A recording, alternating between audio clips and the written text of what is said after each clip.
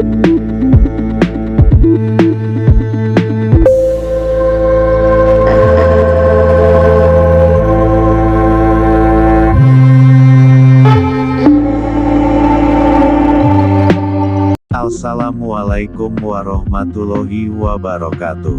Sahabatku dimanapun berada, sebagai penambah wawasan kita perlu mengetahui bahwa banyak hal yang bersifat misteri yang terjadi di berbagai belahan dunia yang belum bisa terpecahkan sampai saat ini. Bukan berarti kejadian misteri tersebut identik dengan tempat-tempat kuno yang primitif. Namun faktanya di negara maju pun masih banyak yang menyimpan misteri sampai saat ini. Sebagaimana misteri tentang hilangnya anak-anak yang dikaitkan dengan kisah peniup seruling dari Hamelin, Jerman. Penduduk setempat hanya bisa mengira-ira penyebab munculnya kejadian misterius tersebut. Seolah-olah penyebab munculnya kisah ini menjadi rahasia yang hanya Tuhan yang tahu. Untuk mengetahui kisah misteri selengkapnya, mari simak video ini sampai selesai. Bagi yang belum subscribe, yuk subscribe dulu dan like video ini supaya tidak ketinggalan informasi seputar misteri ilahi yang terjadi di seluruh belahan dunia. Sobat Info Misteri Ilahi, banyak yang familiar dengan kisah peniup seruling dari Hamelin atau Pied Piper of Hamelin. Namun sedikit yang menyadari bahwa cerita itu didasarkan pada peristiwa nyata yang berkembang selama bertahun-tahun menjadi dongeng yang dibuat untuk menakuti anak-anak. Bagi mereka yang tidak terbiasa dengan kisah tersebut, Pied Piper of Hamelin berlatar pada tahun 1284 di kota Hamelin, Lower Saxony, Jerman. Kota ini sedang menghadapi serangan tikus, dan seorang peniup seruling, mengenakan mantel berwarna cerah muncul. Peniup ini berjanji untuk menyingkirkan tikus dengan imbalan pembayaran, yang disetujui oleh penduduk kota. Meskipun peniup seruling menyingkirkan tikus dengan membawa mereka pergi dengan musiknya, orang-orang Hamelin mengingkari janji mereka. Peniup seruling ini marah dan pergi lalu bersumpah untuk membalas dendam. Pada tanggal 26 Juli tahun yang sama, si peniup kembali dan membawa anak-anak pergi. Tidak pernah terlihat lagi, seperti yang dilakukannya pada tikus. Namun demikian, 1 atau 3 anak tertinggal, tergantung versi mana yang diceritakan. Anak-anak ini ada yang lumpuh, tuli hingga buta. Catatan paling awal yang diketahui dari cerita ini adalah dari kota Hamelin itu sendiri. Digambarkan dalam jendela kaca patri yang dibuat untuk gereja Hamelin, yang berasal dari sekitar tahun 1300 Masehi. Meskipun dihancurkan pada tahun 1660, beberapa catatan tertulis masih ada. Yang tertua berasal dari manuskrip Lueneberg C tahun 1440-50, yang menyatakan, pada tahun 1284, pada hari Santo Yohanes dan Paulus pada tanggal 26 Juni oleh seorang peniup pipa, berpakaian dalam berbagai macam warna, 130 anak lahir di Hamelin dirayu, dan hilang di tempat eksekusi dekat Kopen. Petik 2. Jalan yang seharusnya tempat anak-anak terakhir terlihat sekarang disebut Bungelosenstrasse, jalan tanpa drum karena tidak ada yang diperbolehkan bermain musik atau menari di sana. Kebetulan, dikatakan bahwa tikus-tikus itu tidak ada dalam kisah-kisah sebelumnya, dan hanya ditambahkan ke dalam cerita sekitar pertengahan abad ke-16. Selain itu, Jendela kaca patri dan sumber tertulis utama lainnya tidak berbicara tentang wabah tikus. Apa yang sebenarnya terjadi di Hamelin? Jika hilangnya anak-anak itu bukan tindakan balas dendam, lalu apa penyebab tindakan peniup seruling? Ada banyak teori yang mencoba menjelaskan apa yang terjadi pada anak-anak Hamelin. Misalnya, satu teori menyatakan bahwa anak-anak meninggal karena beberapa penyebab alami, dan bahwa si peniup seruling ini sebenarnya adalah personifikasi kematian.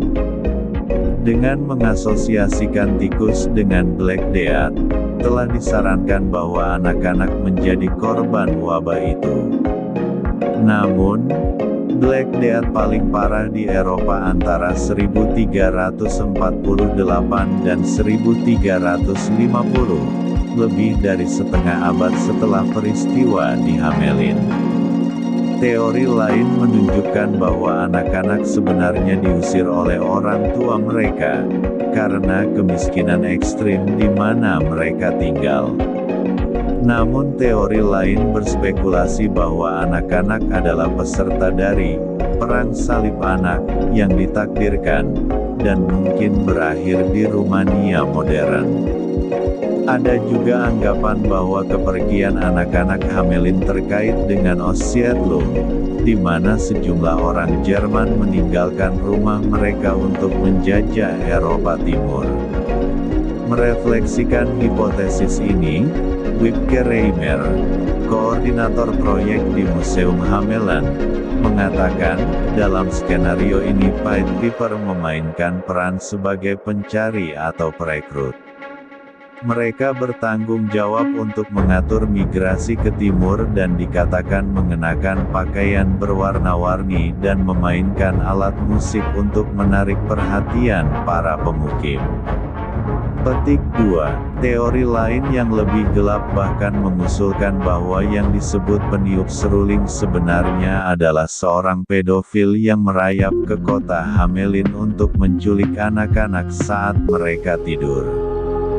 Mungkin sifat mengerikan dari hilangnya anak-anak adalah alasan mengapa hanya ada sedikit detail tentang apa yang terjadi. Reimer merenungkan, apakah terjadi sesuatu yang ditutup-tutupi oleh para pejabat?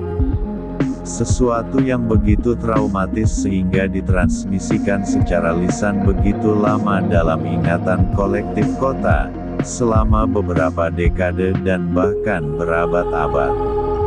Petik 2. Catatan sejarah menunjukkan bahwa kisah Pied Piper of Hamelin adalah peristiwa nyata yang terjadi. Ini bisa memicu ketakutan nyata di hati orang tua, bisikan yang mengkhawatirkan bahwa sejumlah anak asli telah hilang karena kekuatan tak dikenal yang menakutkan. Transmisi cerita ini tidak diragukan lagi berkembang dan berubah selama berabad-abad, meskipun sampai sejauh mana tidak pasti. Misteri tentang apa yang sebenarnya terjadi pada anak-anak itu tidak pernah terpecahkan. Cerita tersebut juga menimbulkan pertanyaan, jika Pied Piper of Hamelin didasarkan pada kenyataan, seberapa banyak kebenaran yang ada dalam dongeng-dongeng lain yang diceritakan kepada kita sebagai anak-anak.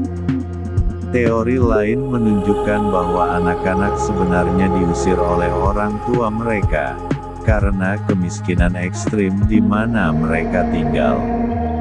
Namun teori lain berspekulasi bahwa anak-anak adalah peserta dari Perang Salib Anak, yang ditakdirkan, dan mungkin berakhir di Rumania modern. Ada juga anggapan bahwa kepergian anak-anak Hamelin terkait dengan Auschwitz, di mana sejumlah orang Jerman meninggalkan rumah mereka untuk menjajah Eropa Timur. Merefleksikan hipotesis ini, Wibke Reimer, koordinator proyek di Museum Hamelin, mengatakan, dalam skenario ini Pied Piper memainkan peran sebagai pencari atau perekrut. Mereka bertanggung jawab untuk mengatur migrasi ke timur dan dikatakan mengenakan pakaian berwarna-warni dan memainkan alat musik untuk menarik perhatian para pemukim. Petik 2. Teori lain yang lebih gelap bahkan mengusulkan bahwa yang disebut peniup seruling sebenarnya adalah seorang pedofil yang merayap ke kota Hamelin untuk menculik anak-anak saat mereka tidur.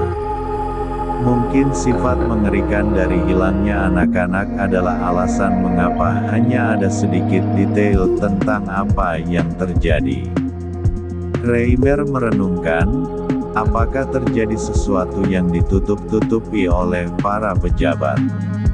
Sesuatu yang begitu traumatis sehingga ditransmisikan secara lisan begitu lama dalam ingatan kolektif kota, selama beberapa dekade dan bahkan berabad-abad.